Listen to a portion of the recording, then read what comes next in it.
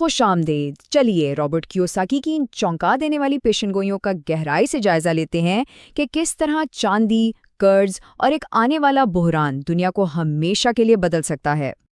تو آئیے سیدھا رابرٹ کیوساکی کی حالیہ معاشی پیشین گوئی کی تہ میں اترتے ہیں، جس کی شروعات کرنسی کے خاتمے کے بارے میں اس سخت وارننگ سے ہوتی ہے۔ کیوساکی ایک خاص مالیاتی اشارے کی طرف اشارہ کرتے ہیں۔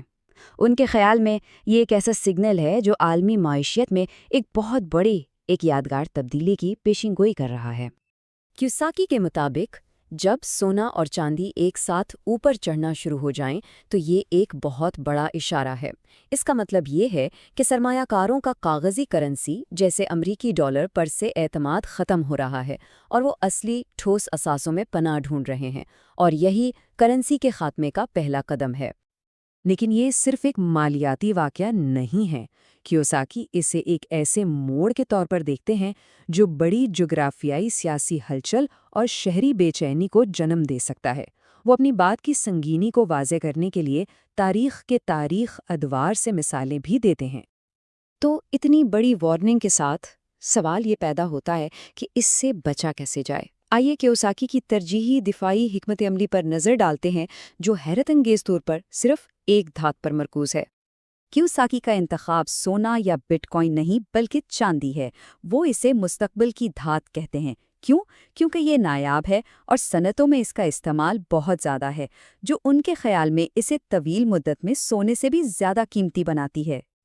اور دیکھیے، وہ صرف باتیں نہیں کرتے، اپنی حکمت عملی پر اپنے پختہ یقین کو ثابت کرنے کے لیے انہوں نے حال ہی میں 1100 اونس چاندی خریدی، اونچی قیمتوں پر بھی۔ یہ اس بات کا ثبوت ہے کہ انہیں اس اثاثے پر کتنا اعتماد ہے۔ لیکن اتنے مضبوط موقف کے باوجود وہ ایک مشورہ بھی دیتے ہیں، سرمایہ کاروں کو خبردار کرتے ہوئے کہ اس غیر مستحکم مارکیٹ میں حد سے زیادہ لالچ سے بچنا چاہیے۔ لیکن کیوساکی کا خوف صرف مارکیٹ کے گرنے تک محدود نہیں، یہ اس بارے میں بھی ہے کہ جب بحران آتا ہے تو حکومتیں کیا کر سکتی ہیں، اور یہیں سے ان کے اثاثوں کی ضبطی کا گہرا خدشہ شروع ہوتا ہے۔ ان کا اپنی ہی حکومت پر عدم اعتماد اتنا گہرا ہے کہ وہ اپنے قیمتی اثاثے جیسے چاندی ملک سے باہر سوئٹزرلینڈ میں رکھتے ہیں۔ ان کے لیے یہ صرف ایک سرمایہ کاری کا فیصلہ نہیں بلکہ اپنی دولت کو حکومتی مداخلت سے بچانے کے لیے ایک ضروری قدم ہے۔ وہ اپنی اس تشویش کو واضح کرنے کے لیے براہ راست کمیونسٹ مینیفیسٹو کا حوالہ دیتے ہیں اور یہ دلیل دیتے ہیں کہ یہی نظریہ آج کل کی پالیسیوں پر بھی اثر انداز ہو رہا ہے۔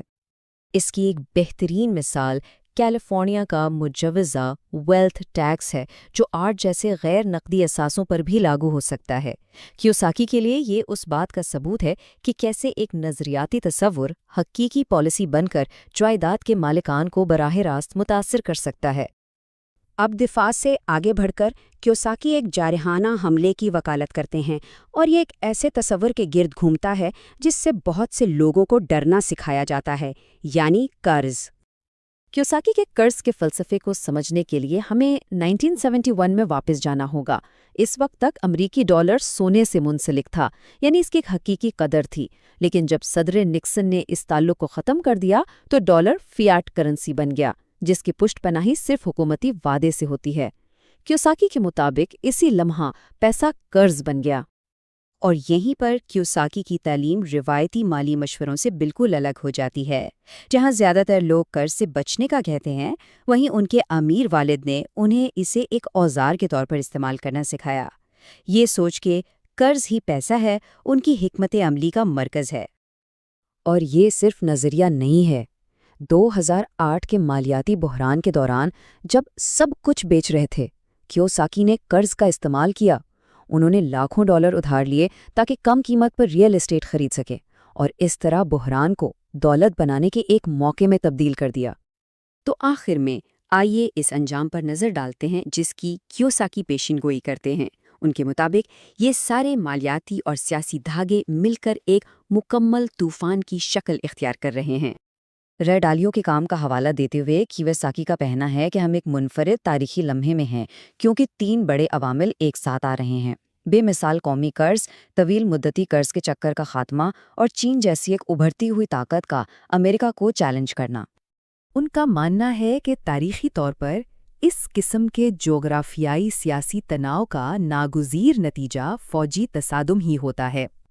اور یہ سب کچھ ہمیں اس بنیادی سوال کے ساتھ چھوڑ جاتا ہے جس کا جواب دینے کے لیے کیوساکی کا پورا فریم ورک بنایا گیا ہے۔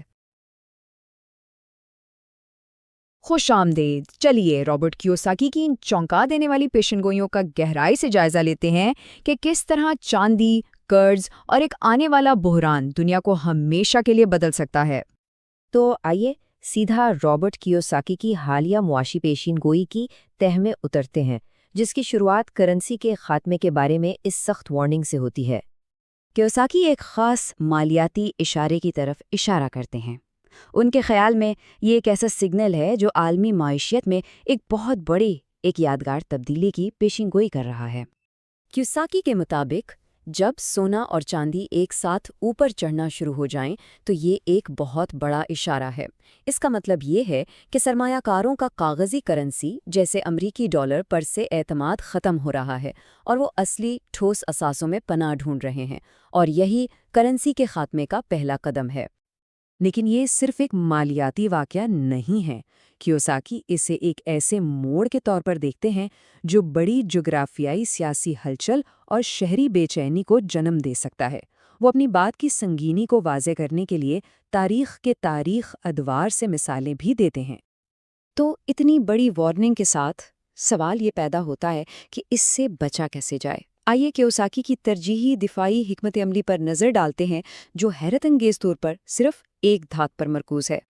کیوساکی کا انتخاب سونا یا بٹ کوائن نہیں بلکہ چاندی ہے۔ وہ اسے مستقبل کی دھات کہتے ہیں۔ کیوں؟ کیونکہ یہ نایاب ہے اور صنعتوں میں اس کا استعمال بہت زیادہ ہے، جو ان کے خیال میں اسے طویل مدت میں سونے سے بھی زیادہ قیمتی بناتی ہے۔ اور دیکھیے، وہ صرف باتیں نہیں کرتے، اپنی حکمت عملی پر اپنے پختہ یقین کو ثابت کرنے کے لیے انہوں نے حال ہی میں 1100 اونس چاندی خریدی، اونچی قیمتوں پر بھی۔ یہ اس بات کا ثبوت ہے کہ انہیں اس اساس